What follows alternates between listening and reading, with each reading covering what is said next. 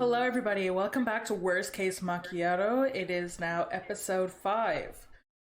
What's going on, Madison? Not much. You?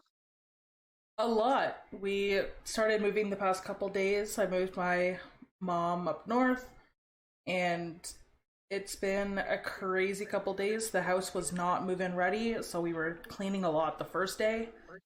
We couldn't even get in until like 5, 6 p.m. So we spent 4 hours that day cleaning, but we couldn't move anything in. So That is brutal. yeah, so it was like a complete wash of a day. And like we had movers, so they were moving all like the heavy stuff, so we didn't ever have to like do any heavy lifting. So like the first half of the day we're like, wow, we feel useless. But then the second half of the day it was just scrubbing walls, scrubbing the floors, like everything was like this stuff that the amount of stuff that it was on the walls and the floors was ridiculous, but um is what it is in the life of switching houses. And I only just set up my computer this morning. Like, kid you not, I set it up like 2 hours ago. So it was a very busy morning for me. And then we're here for literally, I'm only here for like a week and a half, and then I have to move back down to London. So it's gonna be a crazy few That's weeks for me. yeah, that's totally fair. Like, the only thing for me is I just completed the course that I was doing, so that's like a huge, like relief for me. Um, Now that that's finished, so now it's just really putting more emphasis into the podcast, and then obviously, hopefully, looking for a new job. I've applied to jobs, and hopefully something good comes out of that. But other than that, I've been enjoying not having to do schoolwork for the past few days. True. I I'm not ready for the swing of schoolwork to come back again. Just because the courses I took, I assume it's going to be a lot of reading for them because it's a lot of like psychotherapy and uh, learning about psychoses and stuff. So it'll be very tough, I think, this semester, but it'll be okay. Um, Yeah, that's totally fair. Like I just got the email saying that I passed everything and that I got my diploma or micro diploma, whatever it's called, for the course that I was doing. So that's super exciting.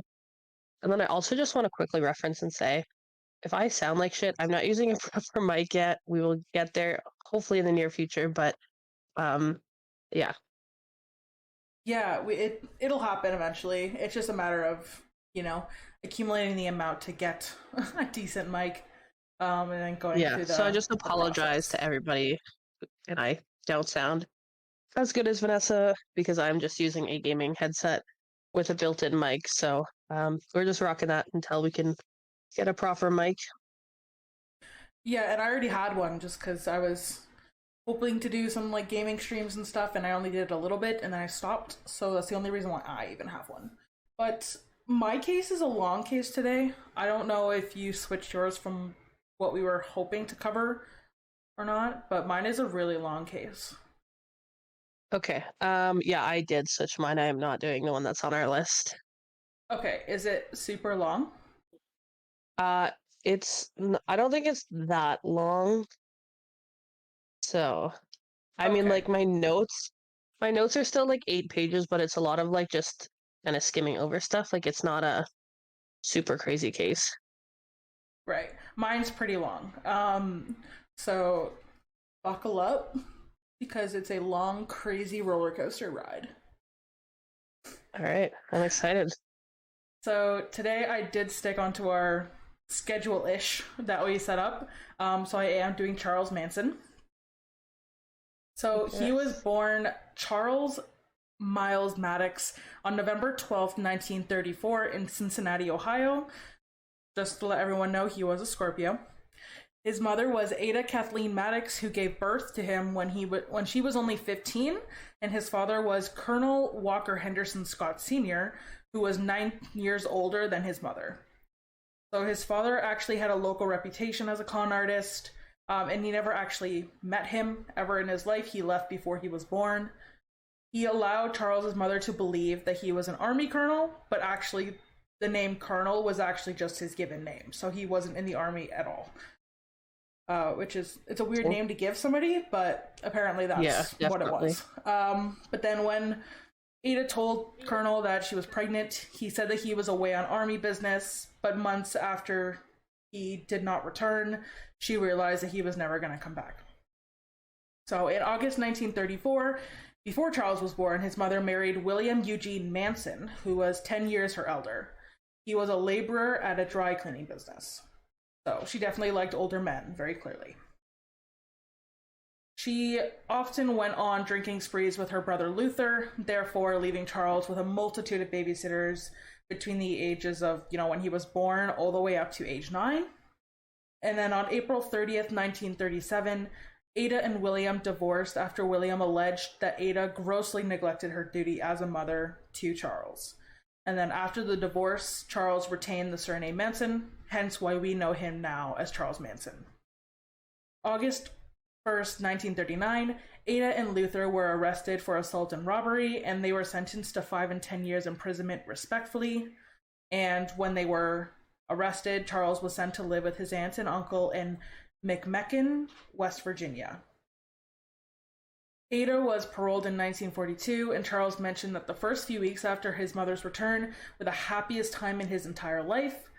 But then a few weeks after her release, after they moved to Charleston, West Virginia, Ada returned back to heavy drinking, and Charles decided to stay home, and he never went to school. So then Ada was eventually arrested again, but she wasn't convicted, and this was for grand larceny, which is, for people who don't know, is unlawful taking or stealing of another's property.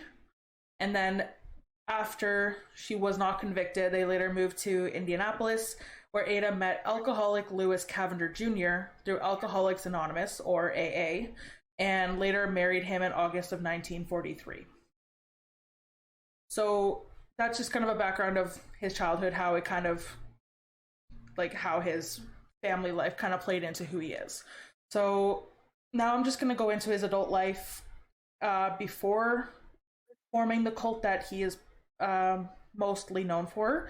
So in an interview, Charles said that his first crime that he ever committed was when he was 9 years old, and he said that he set his school on fire. In 1947, when he was 13, Manson got in trouble for missing school and petty theft, and he was placed in the Gabault School for Boys in Terre Haute, Indiana, which was a school for male delinquents run by Catholic priests. Gabault was a strict school where punishment for even the smallest infraction included beatings with a wooden paddle or a leather strap. Charles ran away multiple times from Gabault, and he slept in the woods, under bridges, pretty much anywhere he could find shelter as long as he didn't have to go back to Gabault. He ended up spending Christmas of 1947 with his aunt and uncle back in McMecken, after which his mother found out and returned him to Gabault, and then he ran away again 10 months later. In 1948, in Indianapolis, he robbed a grocery store, and at this grocery store, his main goal was to just get food so he could eat, but when he found a cigar box containing over $100, he stole the money. When he took the money, he rented a room in Indianapolis, in their Skid Row district, and he also bought food. So this was mainly for necessity. So how old was he when, during his first offenses, roughly? So when he set fire to his school, he was 9, and then petty theft started when he was roughly around the age of 13. So he was still 13 when he robbed the grocery store. So he was still under the age of 15. Which was crazy young to start crime, but okay. Anyways. Yeah, well, it just reminds me of some movies and TV shows, or I guess in real life too, but where people will steal from grocery stores or steal from restaurants and whatever for bread, right? That's just because you need that. At age 14-50, he was trying to live a life without crime. Even though he did steal, it was basically for necessity. So he wasn't doing anything malicious in his mind. But at age 14-15, he had a job delivering messages for Western Union, which is a financial services company, but he quickly began to supplement his wages through petty theft. So he wanted more money, so he started stealing things so he could have more money. But he was eventually caught, and in 1949, a judge sent him to Boys Town, which is a juvenile facility in Omaha, Nebraska. After 4 days at Boys Town, he and a fellow student named Blackie Nielsen obtained a gun and stole a car, and then they committed 2 armed robberies on the way to Peoria, Illinois, to the home of Nielsen's uncle, who was a professional thief, and Nielsen's uncle allegedly took them both under his wing and kind of taught them the way of thieving, I guess. Charles was arrested 2 weeks after arriving in Illinois during a nighttime raid on a Peoria store. In the investigation, he was linked to the 2 earlier armed robberies he did with Nielsen. After being arrested, he was sent to the Indiana Boys School, which is a strict reform school. At this school, he was allegedly raped by other students with the encouragement of a staff member, and he was repeatedly beaten. He ran away from the school over a dozen times. Some sources say that it was up to 20. And then at the school, he developed this self-defense technique he later called the insane game, where whenever he was unable to defend himself, he would screech, grimace, and he would wave his arms in a crazy way to convince people that he was insane. So they would kind of like back off of him. He officially ran away from the school with 2 other boys in the February of 1951 when they were 17 years old. The trio robbed gas stations while attempting to drive to California in stolen cars, and they were arrested in Utah. In the United States, driving a stolen car over state lines is a federal crime, so they were sent to Washington, D.C.'s National Training School for Boys, and on arrival, it was determined that Charles was illiterate because he never went to school, but he had an above-average IQ of 109, and I did look it up. The average IQ is roughly around 100, so like even though he had no schooling, he was still above the national average. And then his caseworker also deemed him as aggressively antisocial. And then, imagine if he like grew up in a situation where he did go to school regularly and it wasn't like an unstable environment. Just imagine what he could have done with his life. Yeah. But in October 1951, upon recommendation from a psychiatrist, Charles was transferred to Natural Bridge Honor Camp, which is a minimum security institution. He had a parole hearing scheduled for February 1952. However, in January, less than a month before his parole hearing, he was caught raping a boy at knife point. He was then transferred to the Federal Reformatory in Petersburg, Virginia, where he committed 8 serious disciplinary offenses, 3 of which involved homosexual acts. He was then transferred to a maximum security reformatory at Chillicothe, Ohio, where he was expected to remain until his release on his 21st birthday in November of 1955.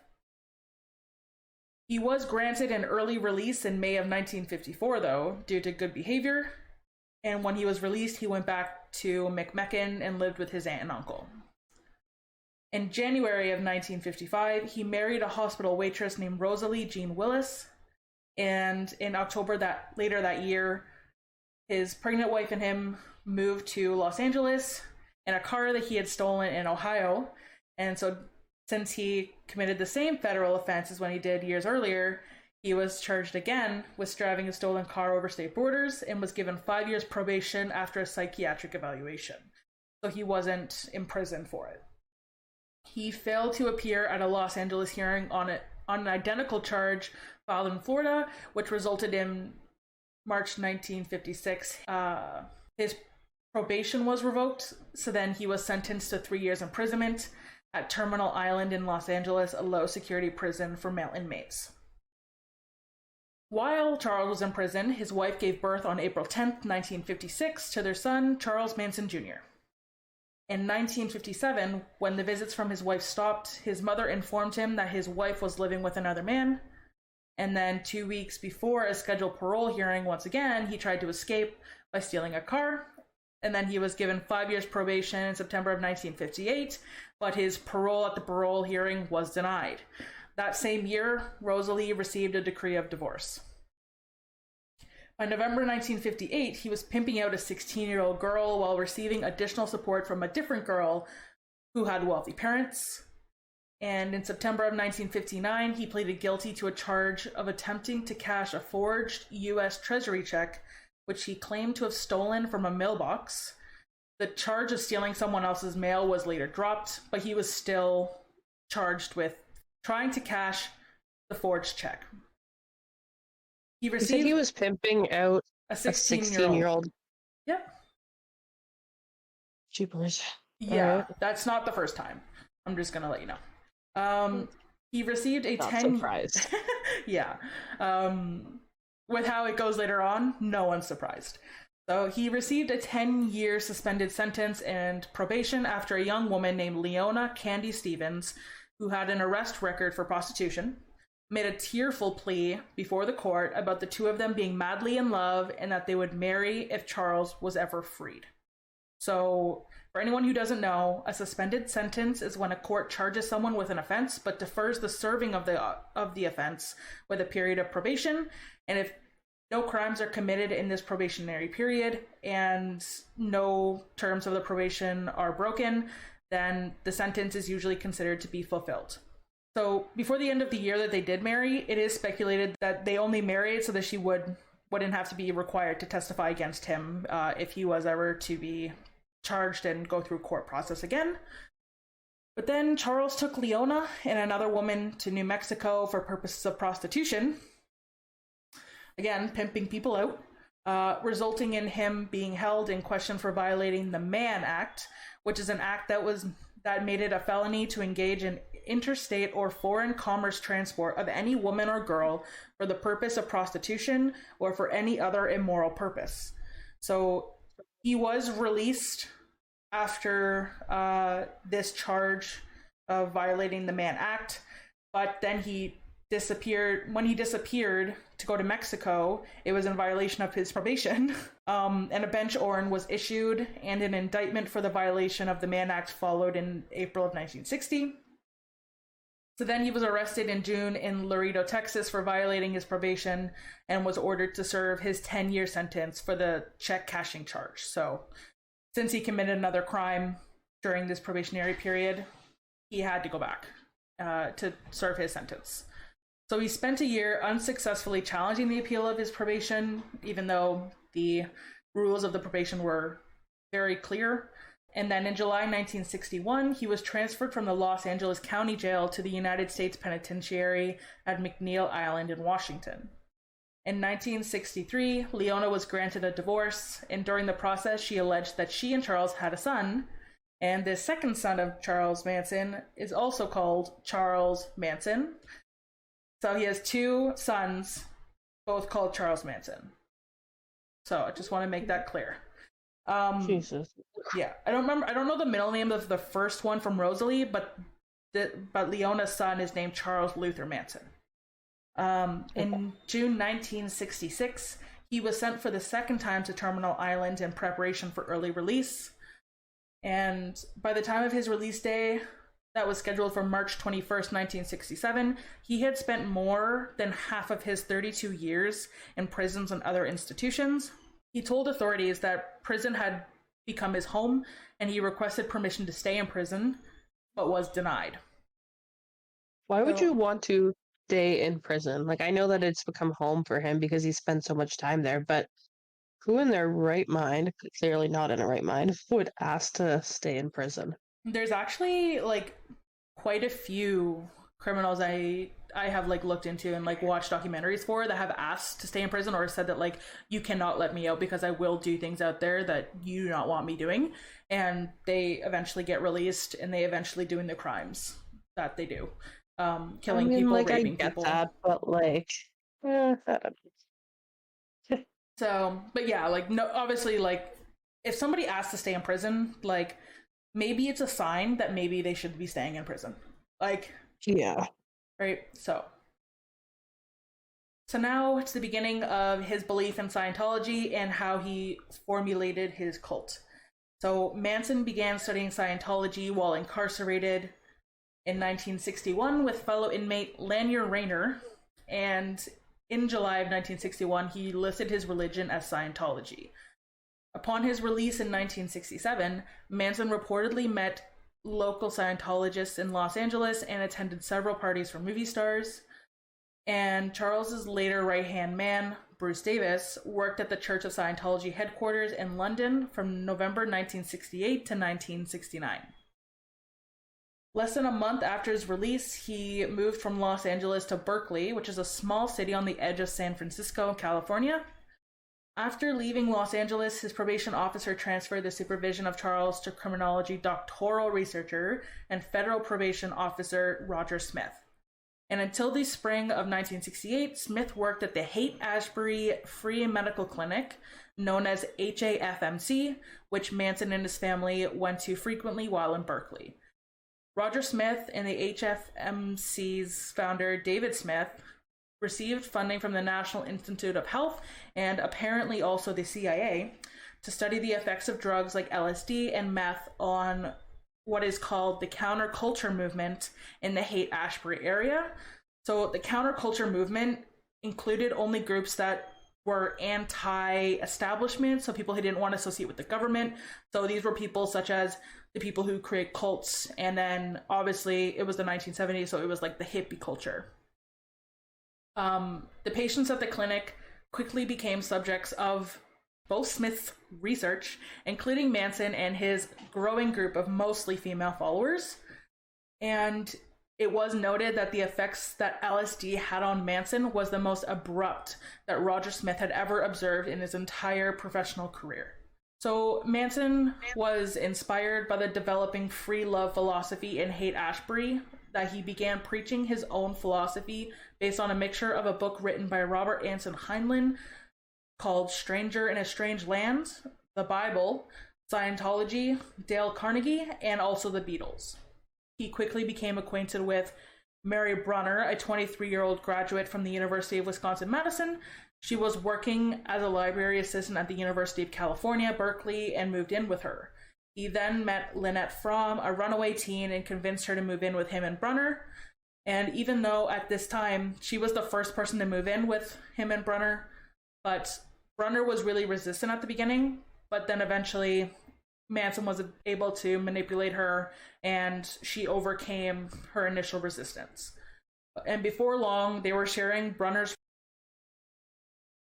women, and he mostly targeted individuals for manipulation who were emotionally insecure and social outcasts, which is very typical in cult culture. Because I really hope that was a big ass house. I have no, like, it didn't say the address or anything, so I have no idea how big it was, but they didn't live there for long. Manson quickly established himself as a guru in San Francisco's Haight-Ashbury district, and Manson's group was characterized as believing that Satan would come reconciled to Jesus, and they would come together at the end of the world to judge humanity. And the group was quickly called the Manson Family by prosecutor Vincent Bugliosi and the media. And Manson allegedly taught his followers that they were the reincarnation of the original Christians, and that the establishment could be characterized as the Romans. In 1967, Manson began using the alias Charles Willis Manson, and by the end of summer of 1967, Manson and some of the women began traveling by an old school bus they had renovated, and eventually they settled in Los Angeles areas such as Topanga Canyon, Malibu, and Venice along the coast. And then on April 15th, 1968, Mary Brunner, which was the original girl whose house they were living at, gave birth to her and Charles' son, whom she named Valentine Michael. Manson was arrested again on July 31st, 1967, for attempting to prevent the arrest of one of his followers. And instead of Manson being sent back to prison, the charge was actually reduced to a misdemeanor, and Manson was given an additional 3 years of probation. He avoided prosecution again later, also in the same month, while moving from San Francisco to LA with the permission of Roger Smith, when his bus crashed into a ditch and police found all of the people that were on the bus sleeping naked. So he was arrested and released only a few days later, this time from a drug charge. In April of 1968, Dennis Wilson of the Beach Boys was driving through Malibu when he noticed two female hitchhikers and he picked them up and dropped them off at their location. And then a few days later, he noticed the same two girls hitchhiking again, and so this time he took them back to his house on Sunset Boulevard in Los Angeles. When Wilson went to a recording session the next day, he came back to his house with Manson standing in the driveway. And Wilson and Manson quickly became friends. So Manson and his followers ended up moving into his house on Sunset Boulevard, and it's supposed to be this huge mansion. I just want to make that clear. He was leasing it from a landlord, and so it was him and Manson and all of his followers were living in the same house. While they were living with Wilson, the Manson family destroyed Wilson's Ferrari and his Mercedes-Benz, and they ended up stealing the Mercedes-Benz the next year, and they drove it to a mountain outside the Spahn Ranch. Wilson eventually distanced himself from the Manson family, and they moved out of the house, leaving everyone else behind there. And they were eventually evicted from the house from the original landlord a couple weeks before Wilson's lease was up. So when they were evicted, Manson established a base for the family at the Spahn Ranch, which is a 55-acre movie ranch in LA, which was decommissioned for any movie sets because it was extremely run down. And the female family members did chores around the ranch, and occasionally they had sex on Manson's orders with the nearly blind 80-year-old owner, George Spahn, and the women also acted as guides for him. Hold the phone for a second. Yeah. He made the women sleep with this 80-year-old owner of the mansion? Of the ranch. Of the ranch. Yeah. What in the... Yeah, and he was nearly blind, so like they either would guide him around, kind of like almost like guide dogs, or they would have sex with him whenever Manson asked. And in exchange, yeah. I was like, what is he getting? What is Manson getting in return of this? Like just the satisfaction of watching young women have sex with an 80-year-old? Like what is... So in exchange, the 80-year-old owner allowed Manson and his group to live at the ranch for free. So basically, he gets to have sex whenever he wants because Manson will force the girls to do it, and they get to live there rent-free. So that's basically what that is. Around this time, now that they have a official base and they aren't like moving around anymore, this is kind of when they start going on their huge crime spree that everyone knows about. So it started in 1969. Tex Watson, which was one of the members of the Manson family, he was involved in drug dealing, and he robbed a 22-year-old drug dealer named Bernard Lotzapapa Crow. And Crow... That's quite the name. It's quite a nickname, that's for sure. Crow allegedly responded with a threat to kill everyone at Spahn Ranch. In response, Manson shot Crow on July 1st, 1969. Happy Canada Day in 1969. At Manson's Hollywood apartment. So I guess Manson had a Hollywood apartment then. Manson's belief that he had killed Crow was seemingly confirmed by a news report of the discovery of the dumped body. And although Crow was not a member of the Black Panthers group or whatever, he concluded that he had been in an expected retaliation from the Panthers group. But when he returned to Spahn Ranch into a defensive camp, he established night patrols by armed guards. So he would have all like the guys be the armed guards of the camp. This is when it becomes super defensive and no one's allowed to be anywhere near where they are. Tex Watson, which was the one that was involved in drug dealing, later wrote that Blackie was trying to get at the chosen ones. So Bernard Lotzapapa Crow was black, so basically just playing on race and saying that he was trying to get at the chosen ones because they believed they were born again Christians, right? And then he also brought in members of Straight Satan's motorcycle club to act as security for the ranch as well. And then the next crime they committed was called the Hinman murder. So 34-year-old Gary Allen Hinman was a music teacher and a graduate student at UCLA. He befriended members of the Manson family in the late 1960s, sometimes allowing people from the Manson family to stay at his home. And according to Manson family member Susan Atkins, Manson believed that Hinman was actually really wealthy, and he sent family members to the home on July 25th, 1969, to convince him to join the family and to turn over all the assets to Manson that he thought that Hinman had inherited, which he didn't. So the three held Hinman hostage for 2 days as he denied having any money. And then during this time, Manson arrived with a sword, slashed Hinman's face and ear. After that, one of the girls stabbed Hinman to death, allegedly on Manson's instruction, before leaving the Topanga Canyon residence. One of the girls used Hinman's blood to write "Political Piggy" on the wall and to draw a panther paw, which is a Black Panther symbol. So they were trying to make it as, I don't know if you know much about like the crimes that they committed, but they tried to make it seem that it was a race war between the blacks and the whites. So they were trying to say that the Black Panther group of this like drug group or whatever was trying to attack Hinman, which was a white man. That they were like acting out of retaliation. According to Manson and one of the girls in the group, they said that Manson went to Hinman's to recover money paid to Hinman for mescaline provided to straight Satans that had supposedly been bad. And mescaline is a psychedelic drug, if people were unaware of what it was.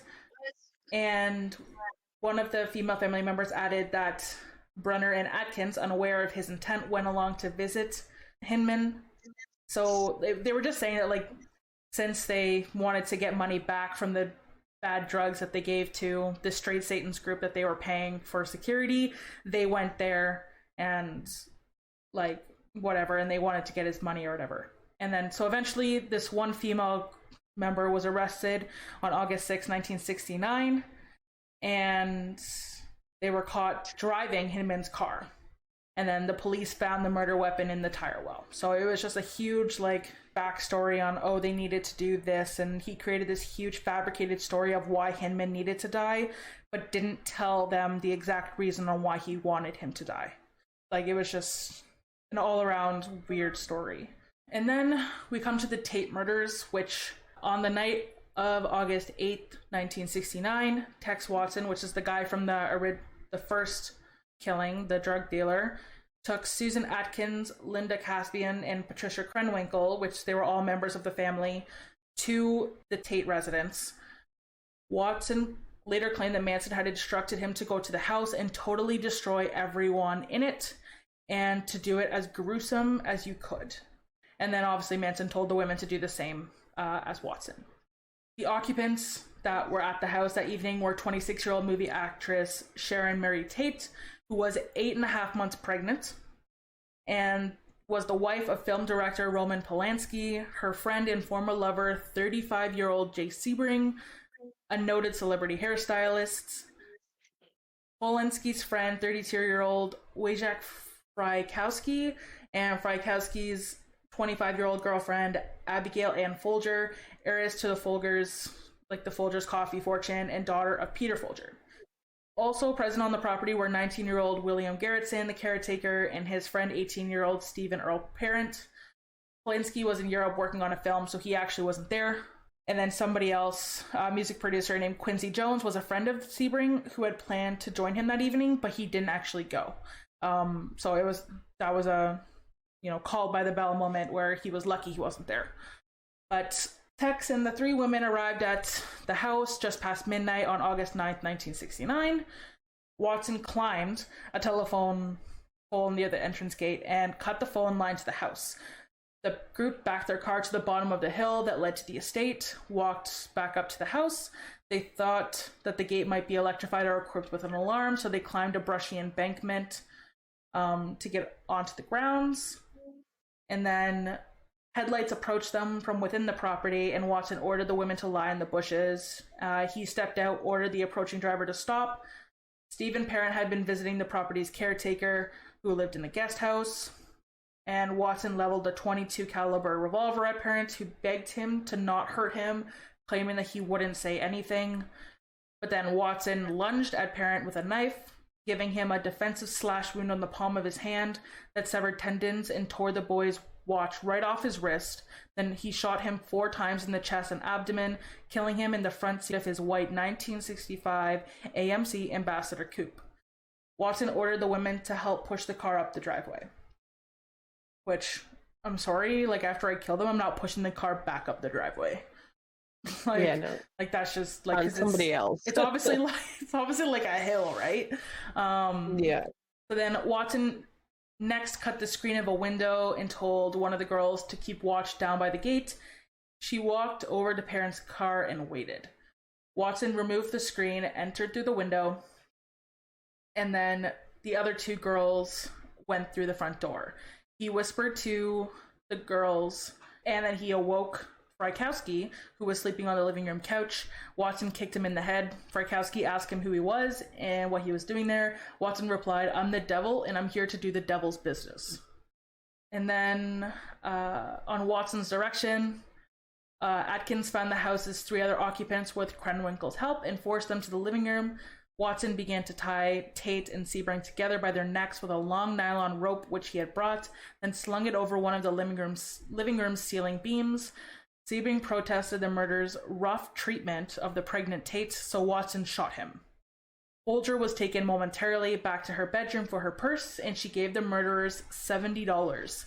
Watson then stabbed Sebring 7 times. Like, oh my gosh, thank you. Like, he already shot him, and then he went back and stabbed him 7 more times.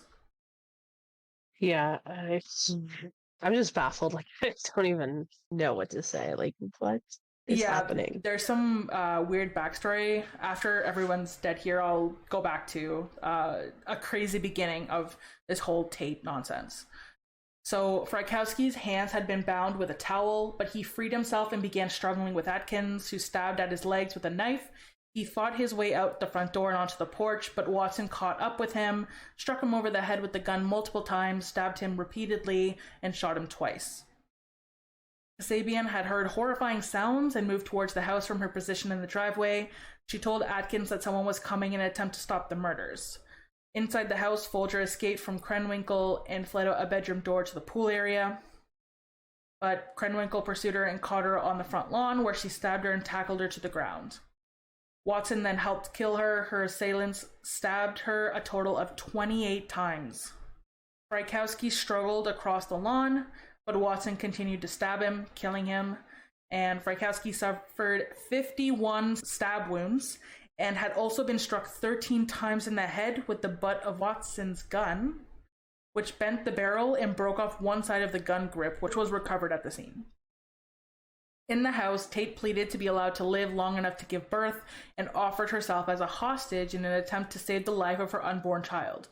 But Atkins and Watson stabbed Tate 16 times, killing her. The coroner's inquest found that Tate was still alive when she was hanged with the nylon rope, although the cause of her death was determined as a massive hemorrhage, while in Sebring's murder it was found out that he was hanged lifeless. According to Watson, Manson had told the women to leave a sign, something witchy. Atkins wrote "pig" on the front door in Tate's blood, and then Atkins claims that she did this to copycat the murder scene of Gary Hinman in order to get Manson family member Bobby Busele out of jail, who was in custody for the murder. Busele wrote "political piggy" in Hinman's blood on the wall after stabbing him to death, which was the murder that I talked about of Gary. So this Tate encounter all began like 2 years earlier on March 23rd. So Manson originally entered the grounds, which he had known as the Melker's residence. So it was somebody completely different who was living there now. But he wasn't invited there. He just showed up, and he approached the main house, and he was met by a photographer who had befriended the owners of the main house, which was Roman Polinsky and Sharon Tate. And so when Manson was approaching, the photographer had gone onto the front porch to ask him what he wanted, and Manson said that he was looking for Melker. The photographer didn't even recognize the name, and so the photographer said, go around to the guest house, maybe they know who it is, or maybe that's who's living there, I don't know. So then he went back to the back of the house later that evening, and he knocked on the door, and it was actually the owner who lived there that owned the entire property. I guess the other people were like renting or leasing the front. So he was in the back house, and so he just come out of the shower. Manson again asked for Melker, but he thought that maybe he was actually asking for him. It actually was discovered that Manson had apparently been to the property multiple times earlier before that day asking for Melker, even though Melker was no longer there. And then Altobelli told Manson through the screen door that he believes that he probably moved to Malibu and that he didn't know the new address, although he did. Like, so he actually knew that his new address, but he obviously wasn't going to give it to him. The owner told Manson that he was leaving the country the next day, and Manson said that he would like to speak with him upon his return, but he said, I'll be gone for more than a year. I don't know the exact date I'll be back. And so Manson said that he was directed to the guest house by the people in the main house, and the owner said, don't bother my tenants. And then that owner and Sharon Tate, who was in the main house, flew together to Rome the next day, and Sharon Tate actually asked him whether that creepy looking guy had gone to see him at the guest house the day before or not. So he was already at that house, so I assume it was probably a retaliation for them not telling him where Melker's new address was. Interesting. Yeah, so then there's still a few more other murders. I'm kind of gonna try to get through them as much as I can. So next one is called the La Bianca murders. The 4 murderers plus Manson went for a drive the following night. Manson was allegedly displeased with the previous night's murders, so he told Kasabian to drive to a house at a specific address in the Los Feliz section of Los Angeles, and located next door to a home where Manson and the family members had attended a party the previous year. It belonged to a 44-year-old supermarket executive, Lino LaBlanca, and his 43-year-old wife, Rosemary LaBlanca, co-owner of a dress shop. Watson had complained to Manson earlier of the inadequacy of the previous night's weapons. Watson sent the women from the kitchen to the bedroom, where Rosemary LaBlanca had been returned. While he went to the living room and began stabbing Lino LaBlanca with a chrome-plated bayonet, the first thrust went into his throat. Watson heard a scuffle in the bedroom, and he went in there to discover Rosemary keeping the women at bay by swinging the lamp tied to her neck. He stabbed her several times with the bayonet, then returned to the living room and resumed attacking Lino, whom he stabbed a total of 12 times. He then carved the word "war" into his abdomen, and then Watson returned to the bedroom and found Krenwinkel stabbing Rosemary with a knife from the kitchen, and Van Houten stabbed her approximately 16 times in the back and the exposed buttocks. Van Houten claimed at trial that Rosemary was already dead during the stabbing. Evidence showed that many of the 41 stab wounds in total that she had been inflicted post-mortem. 41. Yeah. Oh. And then Watson cleaned off the bayonet and showered, while Krenwinkel wrote "Rise" and "Death to Pigs" on the walls, and also wrote "Helter, Skelter" on the refrigerator door, all in La Bianca's blood. She gave Lino LaBianca 14 puncture wounds with an ivory-handled 2-tin carving fork, which she left jutting out of his stomach. She also planted a steak knife in his throat. And all while they're doing these killings, Manson drove the other 3 family members who had departed Spawn with him that evening to the Venice home of the Lebanese actor Saladin Nader. Manson left them there and drove back to Spawn Ranch, leaving them and the LaBianca killers to hitchhike home. And nice. Yeah, and according to Kasabian, Manson wanted his followers to murder Nader in his apartment, but Kasabian claimed she thwarted this murder by deliberately knocking on the wrong apartment door and waking a stranger. The group abandoned the murder plan and left, but Atkins defecated in the stairwell on the way out. So she literally just shat. She just pooped on the stairwell. What a way to go. And left, yeah.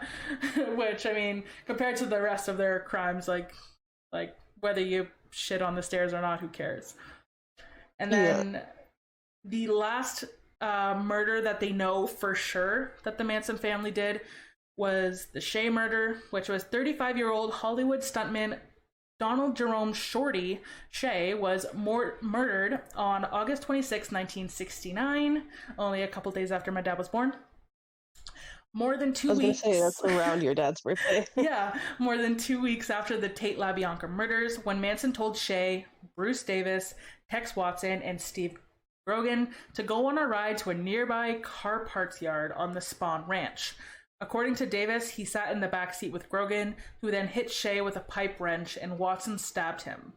They brought Shay down a hill behind the ranch and stabbed and brutally tortured him to death. And apparently Bruce Davis actually recalled this at his parole hearings. And he said that he returned back to the ranch and he said, "Are you satisfied, Charlie?" And then he turned and walked away, and he said that he was sick for about 2 or 3 days and he refused to even think about what he had done. In December of 1977, Shay's skeletal remains were discovered on a nondescript hillside near Santa Susana Road next to Spawn Ranch after Grogan, one of those who were actually convicted of the murder, agreed to aid authorities in the recovery of Shay's body by drawing a map to its location. According to the autopsy report, his body suffered multiple stab and chopping wounds to the chest and blunt force trauma to the head.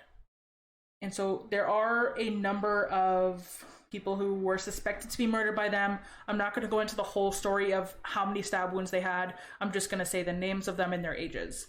So Nancy Warren, age 64, Clyda Delaney, age 24, murdered on October 13th, 1968. Marina Elizabeth Habe, age 17, murdered on December 30th, 1968. Darwin Morrill Scott, age 64, on May 27th, 1969. Mark Waltz, age 16, on July 17th, 1969. John Philip Zero Hott, age 22, in the summer of 1969. James Sharp, age 15, and Doreen Gall, age 19, on November 17th, 1969.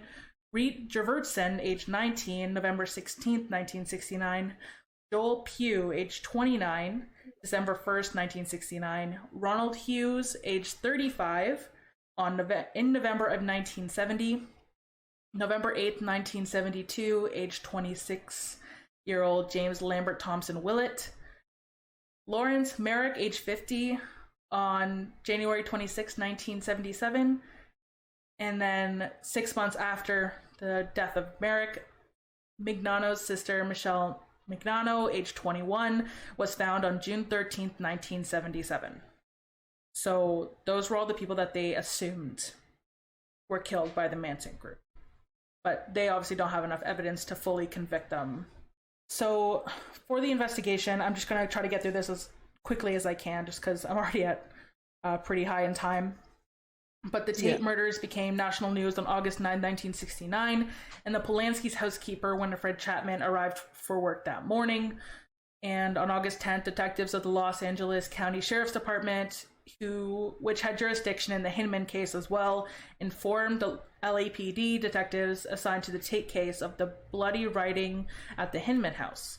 According to Vincent Bugliosi, which was the prosecutor that I noted in the beginning who called them the Manson family, he said that because detectives believed that the Tate murders were a consequence of a drug transaction, the Tate team initially ignored this and other evidence of the similarities between the crimes. On August 12, 1969, the LAPD told the press it had ruled out any connection between the Tate and LaBianca homicides.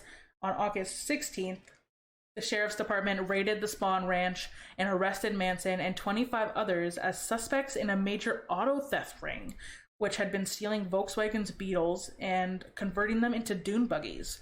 Weapons were seized, but because the search warrant had been misdated, the group was released a few days later. In a report at the end of August, the LaBianca detectives noted a possible connection between the bloody writings at the LaBianca house and the singing group The Beatles' most recent album.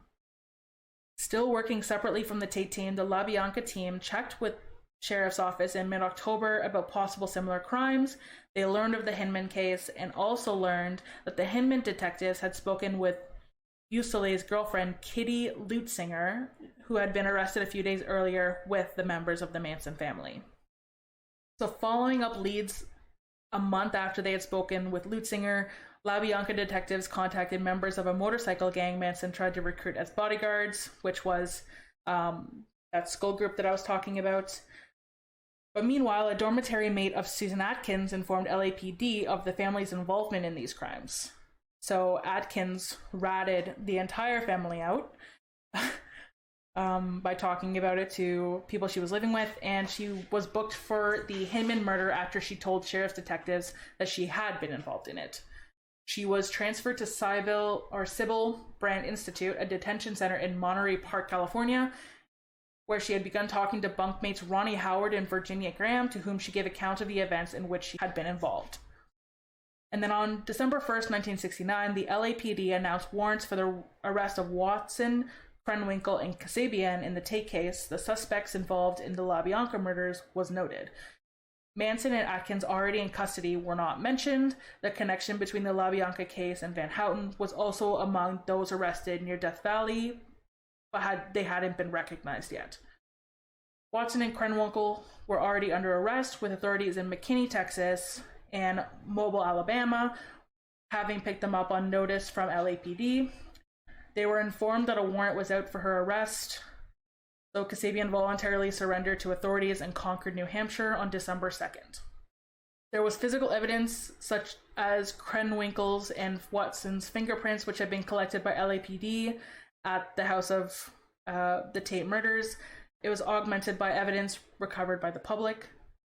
On September 1st, 1969, the distinctive .22 caliber high-standard Butte-line special revolver Watson used on parents Sebring and Frykowski had been found and given to the police by Stephen Weiss, a 10-year-old who lived near the Tate residence. In mid-December, when the Los Angeles Times published a crime account based on information Susan Atkins had given her attorney, Weiss's father made several phone calls, which finally prompted LAPD to locate the gun in its evidence file and connect it with the murders via ballistics tests. Originally, Judge William Keene had reluctantly granted Manson permission to act as his own attorney because of Manson's conduct, including violations of a gag order and submission of an outlandish and nonsensical pre-trial motions. The permission was withdrawn before the trial's start. Manson filed an affidavit of prejudice against Keene, who was replaced by Judge Charles Older. On Friday, July 24th, the first day of the testimony, Manson appeared in court with an X carved into his forehead. He issued a statement that he was considered inadequate and incompetent to speak or defend himself and had X'd himself from the establishment's world. Over the following weekend, the female defendants duplicated the marks on their own foreheads, as did most of the family members within a day or so. The prosecution argued the triggering of Helter Skelter as Manson's main motive. The crime scene's blood white album reference Helter Skelter, written by Susan Atkins, and the writings of pigs was correlated with testimony about Manson's predictions that the murders Black people would commit at the outset of Helter Skelter would involve in the writing of pigs on walls in victims' blood. The defendants testified that the writing in blood on the walls was to copy that of the Hinman murder scene, not an apocalyptic race war. According to Bugliosi, Manson directed Kasabian to write a wallet taken from the scene in the women's restroom of a service station near a Black neighborhood. However, as co-prosecutor Stephen Kay later pointed out, the wallet was actually left about 20 miles away in a predominantly white neighborhood. And then he kept denying the court's permission to question prosecution witnesses. Despite precautions taken by the court, Manson flashed the jury. Los Angeles Times front page, whose headline was "Manson Guilty, Nixon Declares." This was in reference to Richard Nixon, who was the president at the time, decreed what he saw as the media's glamorization of Manson. So it was anti-establishment his entire life, and he continued that all throughout the prosecution, all throughout until the day that he died. And he died on November 19th, 2017, and he was age 83, and he died in Bakersfield, California. He didn't have any other children. He just had those 3 children, and his final convictions was first-degree murder. So he had 7 counts of first-degree murder, and he also was charged with conspiracy to commit murders. His criminal penalty was death, and then was commuted to life imprisonment. And his main partners, obviously, were the members of the Manson family, but Tex Watson was a really huge member in the case, and then also he had his right-hand man that I talked about earlier, and then also the females of Atkins, Brunner, and Kasabian. When he was being held at the way that he died was it was on January 1st, 2017. He was originally being held at Corcoran Prison, but he was rushed to Mercy Hospital in downtown Bakersfield because he had gastrointestinal bleeding. So this was obviously told. TMZ found out. They reported that his doctors considered him too weak for surgery, so he wasn't able to have surgery, and so he was returned to prison. And the nature of his treatment was never disclosed. But then on November 15th, like I said, he had returned to the hospital in Bakersfield, and that is when he died. And it turned out that this gastrointestinal bleeding was caused by colon cancer. And then Manson's grandson, Jason Freeman, stated his intent to take possession of Manson's remains of personal effects. But Manson's pen pal, Michael Channels, claimed to have a Manson will dated February 14, 2002, which left Manson's entire estate and Manson's body to Channels. So Manson's family didn't even get his remains after he died. I mean, if my family member did what he did, I don't think I'd want them. But hey, I'll tell ya. And then there's obviously a ton of fiction inspired by Manson, as well as there's a whole bunch of documentaries. But I'm not going to go into them because there's one almost every year since 2003, and it would just take too long to say. But yeah, so when I said it was a long case, it was really long. So yeah, probably could have been like its own episode. Yeah, like I was doing the research into it, and I'm like, wow, this really could have just been on its own. But I am ready to give my voice a break and just listen to you for a bit, though. All right, sounds good. So the case that I'm covering today is called The Orphaned on the Ocean. So the story is about a young girl who was found alone on a raft after a mysterious yacht accident. Her family goes missing, and it's just a strange and tragic tale. So Arthur Duperrault had always dreamed of taking his family on a sailing trip on the Azure Seas. He would look out and watch the cold water on Lake Michigan and recall the warm waters of the far south that he had sailed during World War II. He was an optometrist from Green Bay, Wisconsin. He had a goal of living on a sailboat for a year and touring around the world. In 1961, Duperrault had earned enough money to make the dream happen, or at least part of it. Instead of facing the harsh Wisconsin winter, Arthur, age 40, his wife Jean, age 38, son Brian, age 14, daughters Terry Jo, 11, and Renee, 7, would head to the Bahamas for a week. They made arrangements to spend a week giving life at sea a go on a chartered yacht and extend a sabbatical if they enjoyed life on the sea. So they traveled to Fort Lauderdale, Florida, where they rented a two-masted sailboat that was called Bluebell. And they hired a man by the name of Julian Harvey. He was 44. He was a former Air Force fighter pilot and an experienced sailor to captain the ship. Harvey's wife, Dean, would join the group on the cruise.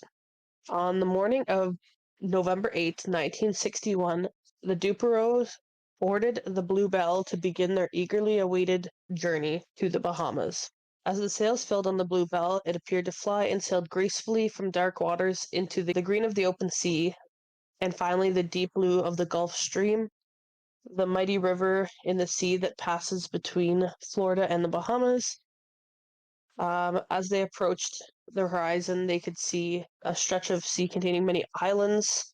It basked in 100,000 square miles of sun-washed seas, holding the promise of fulfillment for the Duperrault family's adventure. Over the course of the next 4 days, Harvey piloted the Bluebell east towards a small island chain of Bimini. Then they went further east to Sandy Point. They also went to a village on the southwestern tip of the Great Abaco Island. And then the group spent their time snorkeling, gathering shells on white and pink beaches early on the Sunday. So they sailed out on a Wednesday, and it's now Sunday. So Duperrault and Harvey stopped by the office at Sandy Point Village to talk to Commissioner Roderick W. Pinder to fill out the forms for leaving the Bahamas. and returning to the US. So I guess you had to like stop, fill out forms so you could return to your country. Duperrault said this has been a once in a lifetime vacation. He told that to Pinder.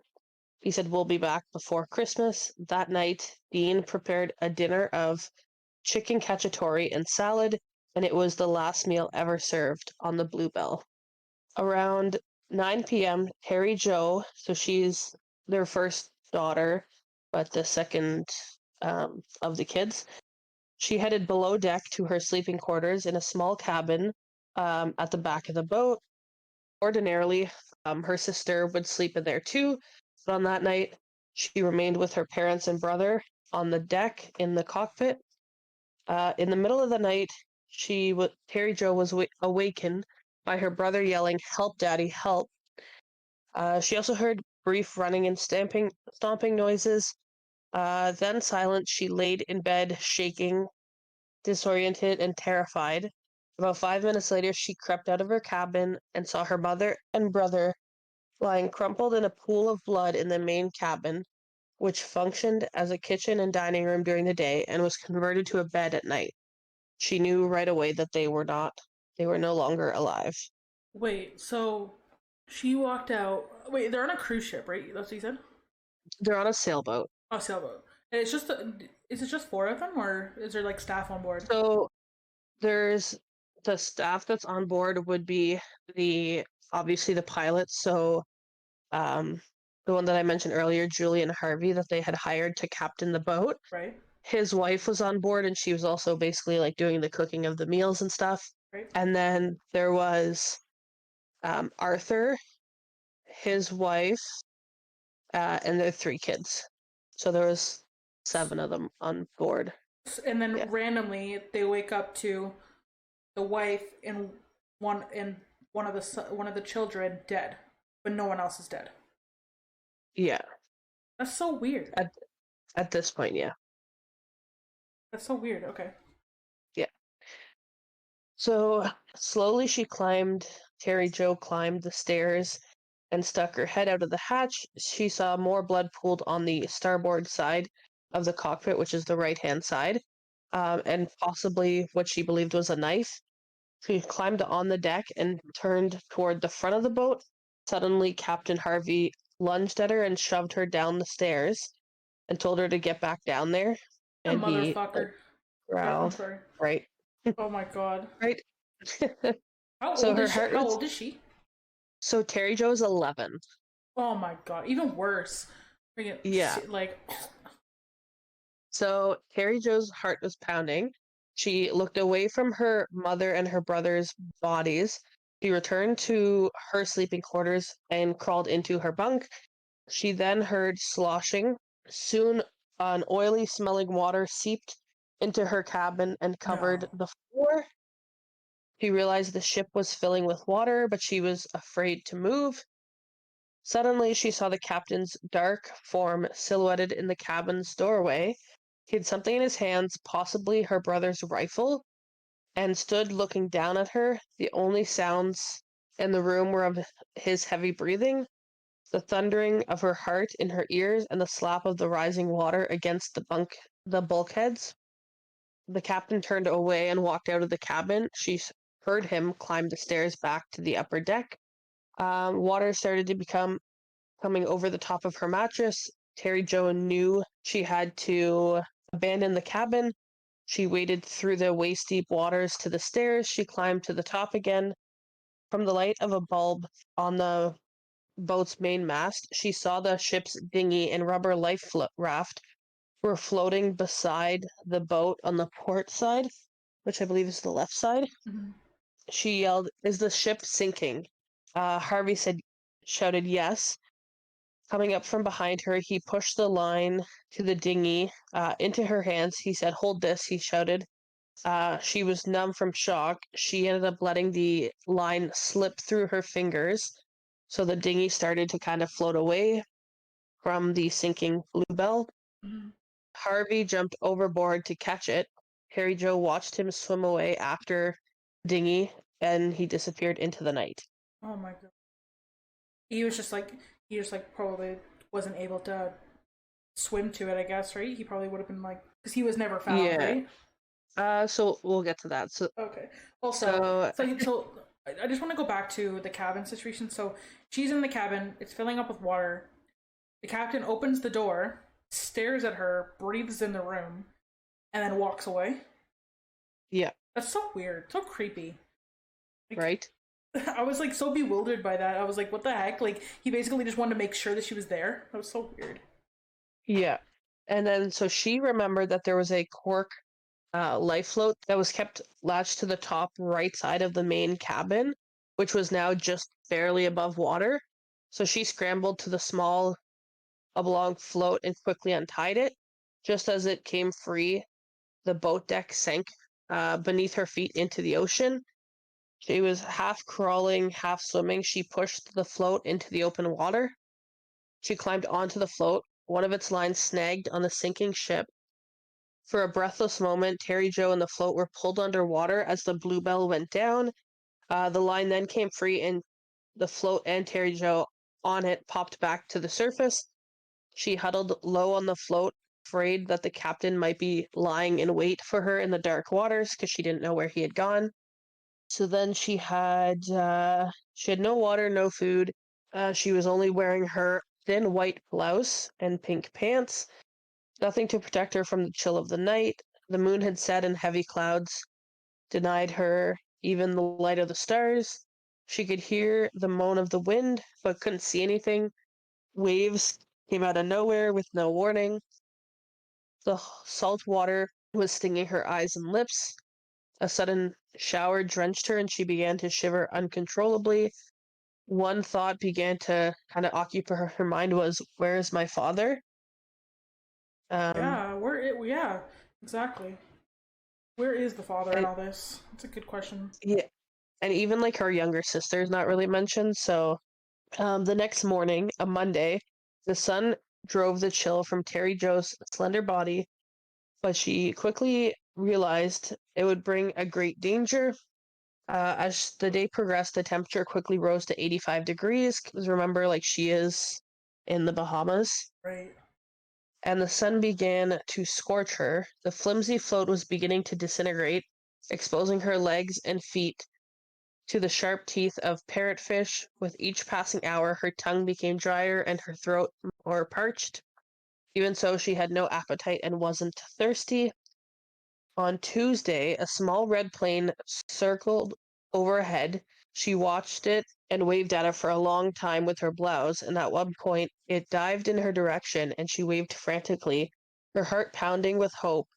The plane passed directly over her, close enough that she could see the details of its underside at an angle, but that made it impossible for the pilots to see her.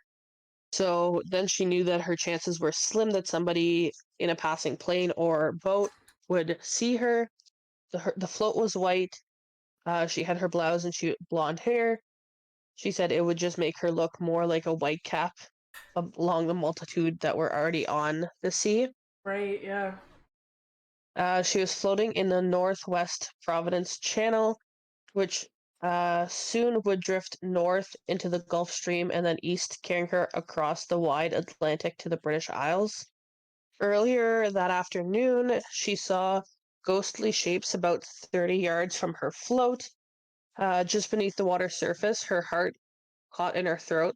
The shapes came closer, and she could see they were porpoises, which are small toothed whales with like a low angled dorsal fin. Like when you look at them, like they're pretty small. They look to me they look similar to like a beluga whale, like but even smaller than that. They stared up at her with large dark eyes. She felt oddly comforted by the whooshing sounds the creatures made as they came to surface to breathe. She said a little prayer of thanks to God for sending them. They remained close by her for hours. As the sun broke through the clouds in late afternoon, she splashed water over her scorched, tightened skin. Cool forests of Wisconsin and the cold waters of Green Bay seemed so far away. The sun dropped and finally sank below the horizon. Tuesday night, she brought back an awful unknown in the darkness, but it also brought blessed relief to her body. As the float rose and fell on the waves that third cold night, she dreamed that she was in the cockpit of an airliner coming in for a landing. She saw the long, straight, converging lines of iridescent landing lights standing out with a surreal brilliance against a phantomless, flowing blackness. In her dream, she saw her father seated peacefully with a glass of wine. Even though she had never tasted wine, it looked refreshing, just what she needed to quench her thirst.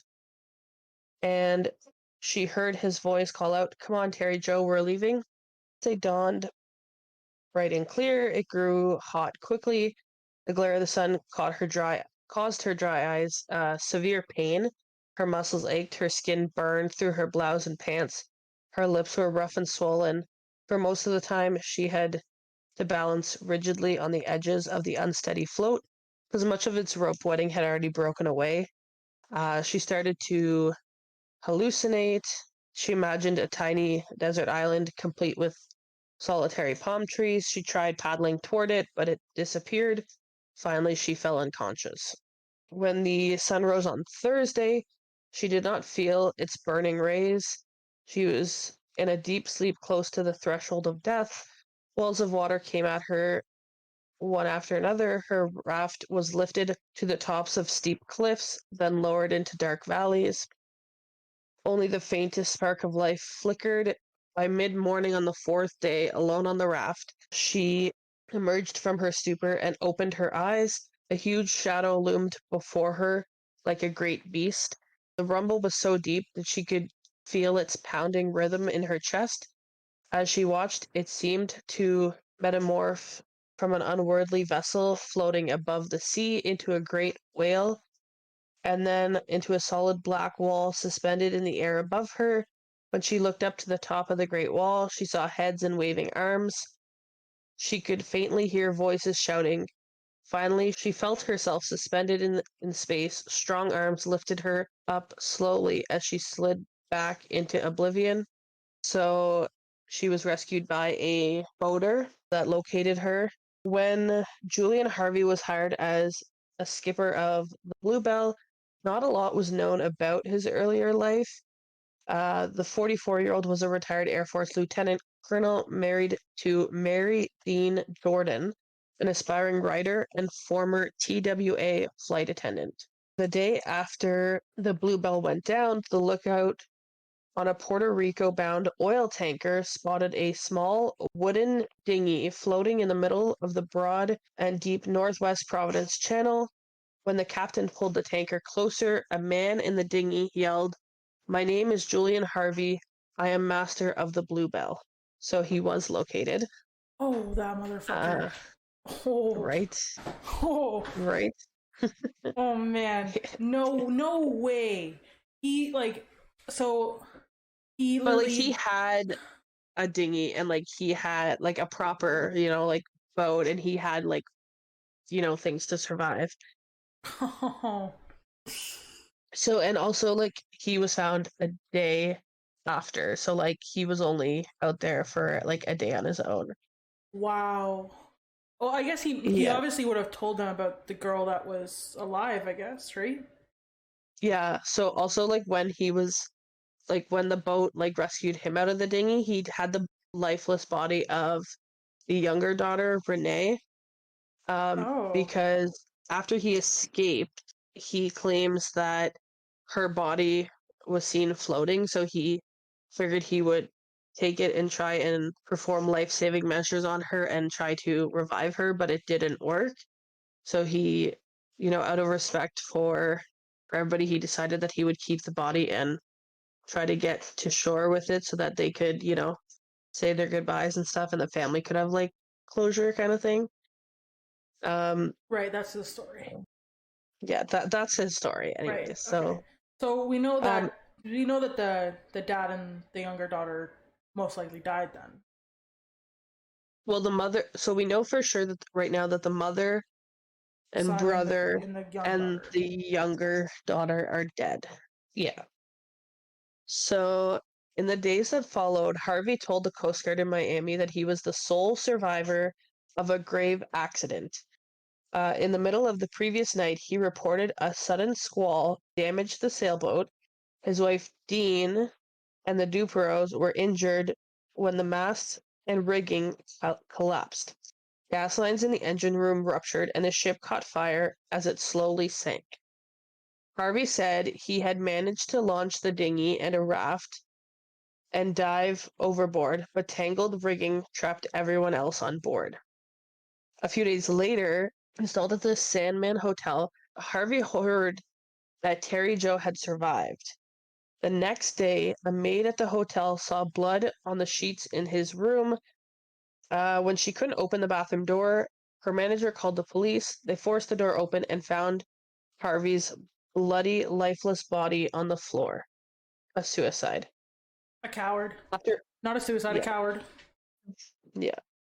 After being pulled from the ocean, by an officer of the Greek freighter Captain Theo, Terry Jo was taken by helicopter to a Miami hospital a week after her rescue. Officials questioned Terry Jo in her hospital bed. Her story, as recounted here, disproved Harvey's account of the events. Her father, mother, brother, and younger sister, along with Dean Harvey, had been slaughtered aboard the Bluebell at the hands of Julian Harvey. Police suspected that Harvey killed his wife to collect money from her life insurance, which was worth $20,000 at the time. But if it was an accidental death, it would be doubled and he would actually get $40,000.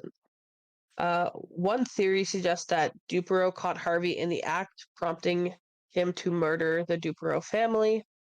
Terry Jo returned to Green Bay to live with her father's sister, so her aunt, and 3 cousins. When she was 12, she changed her name to Terre, T-E-R-E.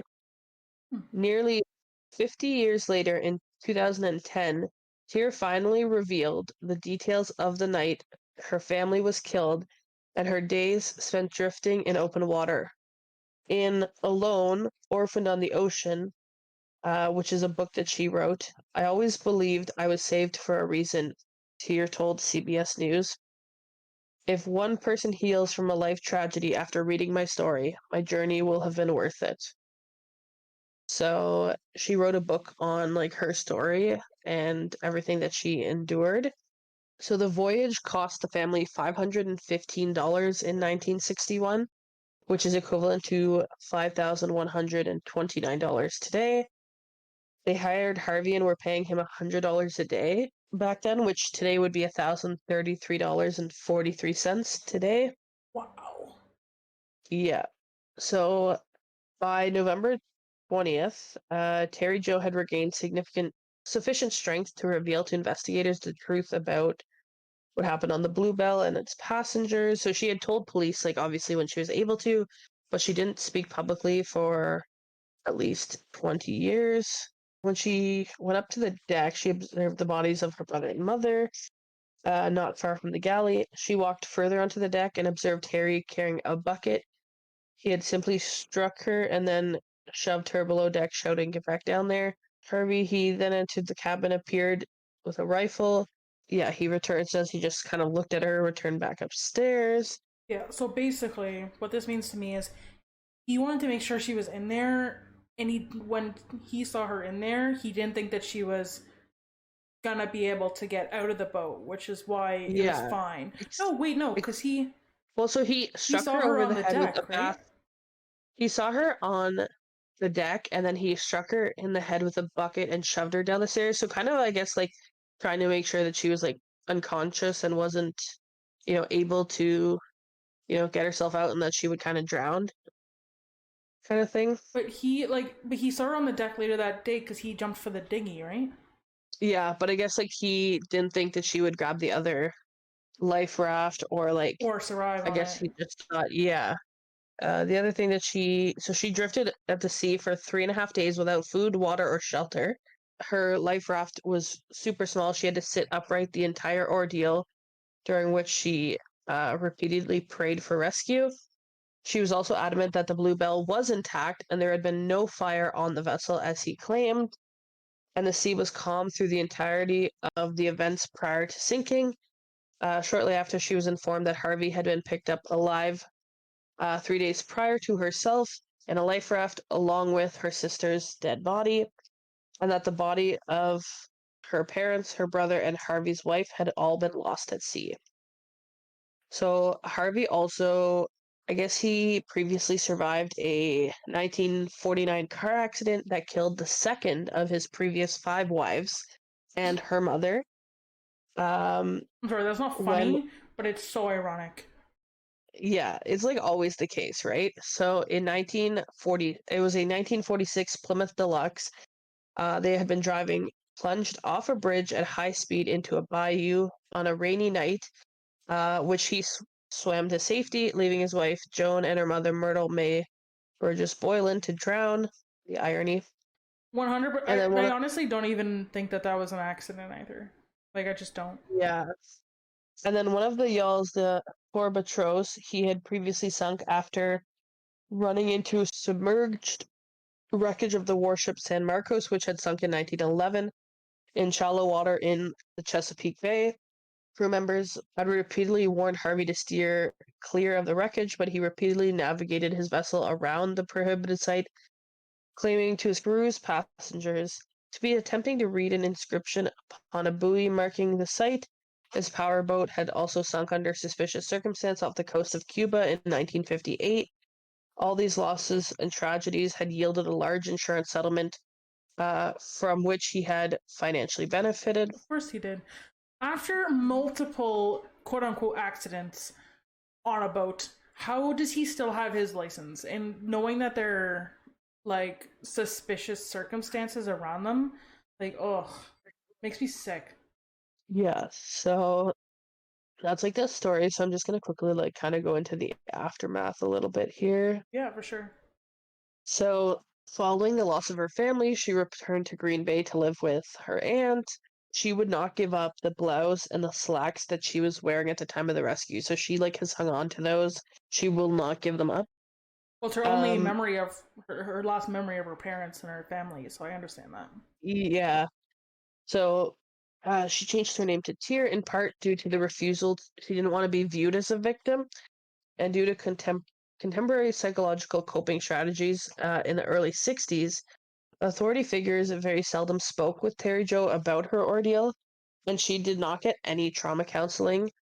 Consequently, she didn't speak publicly about the loss of her family and her survival ordeal for over 20 years before she spoke out publicly. Wait, Um, she didn't get trauma counseling? no, because like we're Oh, talking like this is in the 60s, right? Like the early 60s. So that was like not something that was talked about or like, like it's not as advocated widely for and stuff. accepted. Yeah, yeah. Yeah. Oh my So gosh. she later married and bore 3 children. As an adult, she chose to live and work close to the ocean. She's now retired and resides in Kewaunee, Wisconsin. In 2010, Terry Jo Duperrault Fassbender released her memoir, Alone, Orphaned on the Ocean. It was co-authored by psychologist and survival expert Richard Logan. The book details her family's final cruise, Harvey's murder of her family and his wife, and the 3.5 days she spent drifting upon the Cork float prior to her rescue, and her life in the years since. Some individuals are speculated as to why he didn't murder Terry Jo on the Bluebell as well. Gardner speculated that Harvey may have actually subconsciously wanted to be caught and punished for his actions. However, others have theorized that he actually intended to kill her, but when she actually dropped the rope connected to the dinghy, he was forced to dive overboard in order to prevent it from floating away without him, and thus he had to leave her alive on the sinking ship I believe because that. believing she wouldn't survive. Um, I believe that and 100%. then, yeah, and then 49 years after her ordeal, she granted a television interview with morning television show host Matt Lauer, in which she stated, I think he probably thought I would go down with the ship. She also stated her belief Harvey had originally intended to discreetly murder his wife and dispose of her body, later to claim that she was lost at sea, but that she likely fought her husband, attracting the attention of the Duperrault family. Terry Jo has also stated she does not wish for people to reflect upon her ordeal or opine, yeah, gee, that poor little girl, but rather to think of to themselves, she has gone on with her life. She has also stated that she has always believed I was saved for a reason. And if one person heals from a life of tragedy after reading my story, then my journey will have been worth it. So, there have been 4 books wrote about her own memoir titled Alone, Orphaned on the Ocean. There's also a book called Murder in the Tropics, the Florida Chronicles Volume 2. There's also Hampton Roads Murder and Mayhem, Charleston, South Carolina, The History Press. And then there's also Women of the Sea, Carlisle, Massachusetts. And then there was, she appeared on a September 1988 episode of the American talk show with the Oprah Winfrey Show. On that episode, she reunited with Stalionos Koutsidontis, the captain of the Greek freighter who had rescued her from sea. And then she was also on the morning television show Today. They aired an interview with her in 2010. In the interview, she discussed her survival ordeal and the theory as to why Harvey did not murder her before abandoning her on the sinking vessel. And that episode aired May 6th of 2010. So he slaughtered his wife, her entire family, and kind of needed her to get out of there. But then when the rope slipped from her grasp is likely why she ended up surviving the whole ordeal. Because if not, they probably would have just believed him and he would have been a free man.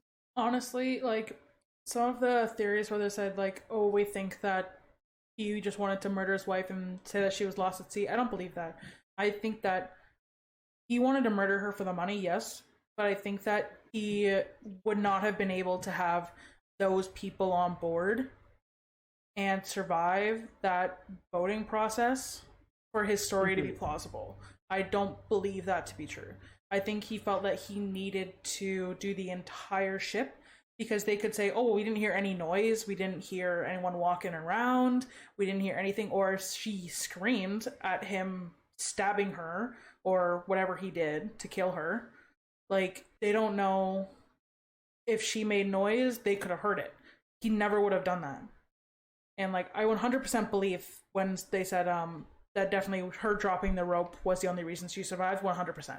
Because he would have just assumed that she would go down with the ship unless she was like a dying baby, right? Like, there's no way that you would just assume that someone's not gonna survive something unless you have no other choice but to hopefully believe that to be true. So thank God she has slippery fingers. That's all I gotta say. I don't think that he would have left any of them alive. I think that he fully intended to kill everyone on board. Yeah. Yeah, I'm not really sure. That's just my thought process. Like, obviously, like, we don't know everything for sure because he cowardly killed himself. That is my belief, and I don't, especially knowing that he has had suspicious accidents on other ships that he's captained. Like, no doubt in my mind, and he didn't care to save any of them. So why would he care to save the rest of the family?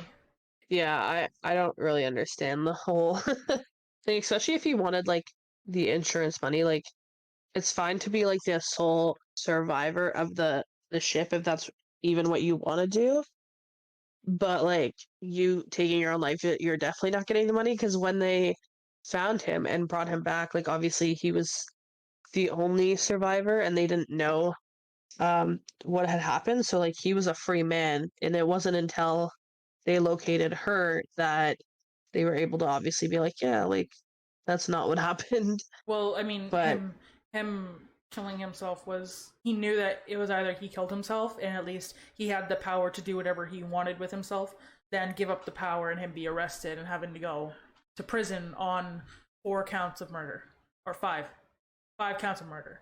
So yeah, like, it's either he goes to jail for life, or he can take his life into his own hands, as he took other people's lives into his own hands and killed himself, which is honestly, like, I don't like to say that people dying is a good thing, but him being dead, a lot of people's lives have been saved. That's literally all I can say.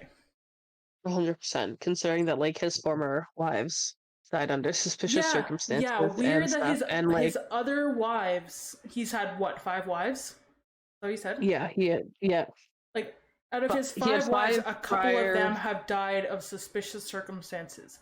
Hmm. yeah, five, and then his sixth died on that boat. So, Oh, something's wrong. Something was definitely wrong. yeah, I've never heard of that story before.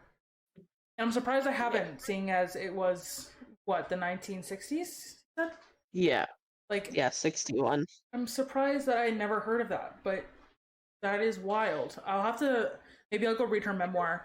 Yeah, I'm actually like super curious to actually read more of her memoir of everything she endured while out there. Yeah. But yeah, like there's like the latest update for that was in 2010. I searched her name. There's no obituary that came up, so I'm assuming that she's still alive today. But yeah, not really sure. Because I mean, this all happened when she was really young, so like she's realistically probably she's a little bit younger than our grandmas. Yeah, a little bit younger than both her grandmas. So she's Yeah, realistically because not even that old she's roughly like at this point. 72, 73. Yeah, and our grandmas are 75 and 80, so 81, sorry. I did not know So Nanny yeah. was that old. Makes sense, but Yep. seeing as our dads are older than our moms, but Yeah. I never really clued into Nanny's age ever, so Yeah. yeah, Yeah. she's Well, your like, dad's only 2 years older than my mom. So oh yeah, I guess so, because she's 3 older than my dad. But my dad is the youngest out of all 4 of their siblings. So yeah, your dad's the baby.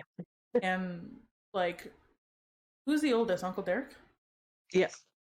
And then my dad, and and then then Aunt Colleen. her sister. Yeah. So there's probably about like, I don't know the exact ages of all of them, obviously, but I never remember the year that they were born, other than your dad's. I know because it's funny. Yeah. In the summer Yep. of '69, and he literally was. And it makes me giggle every time I hear the song. Yep. But I mean, I remember my dad's now, but like I used to never remember it. your Like, dad is how much ever. older than my dad? 3 years, I think, 4 years, maybe. Because he was born what year? 1964.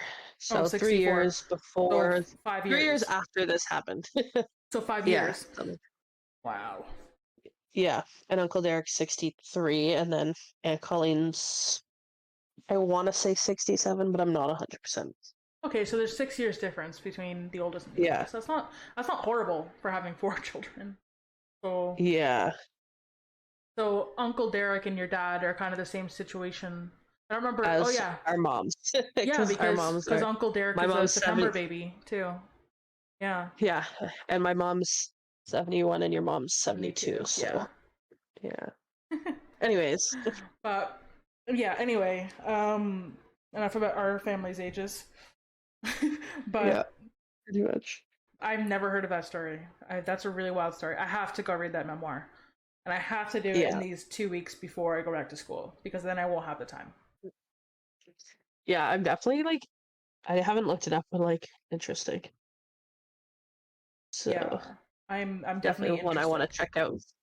I always Yeah, love when there's like it's like a victim or somebody who was part of like a cult, like an ex-cult member or something that's writing it, because then you get like real accounts and it's not somebody saying somebody else's words. yeah, it's an actual survivor of a crazy event. Yeah, and it's not somebody interpreting another interview that somebody else had with them like 50 years ago. It's like it's actually Yeah, what she remembers and everything like that. So I'm definitely gonna have to go read that. yeah, yeah, But and like it's written by her and like a couple others, but like, well, she would have worked with like professional writers and professionals who yeah, can put things together logically to make sense in a book format. So yeah. um To buy that book, hardcover is $70 and paperback is 116. The audiobook is free, so I might do that. yeah, I like to actually read it myself though. I don't like to listen because I zone out too easily. Yeah, I'm typically the same, but for that price, I'm definitely not. Yeah, And I mean, that's on I Amazon, so it's probably like third-party sellers. I'm sure you can probably find it at like a used bookstore. Like one of the like places I order books from, I could get it for $16.89 for a hardcover in like new condition. So and Thrift they're like books? it's a what, sorry? Thrift books? Yeah. Yeah.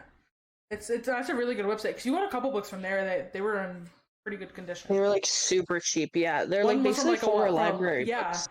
yeah, because it had a library sticker on the Obama one. Remember that? Hmm.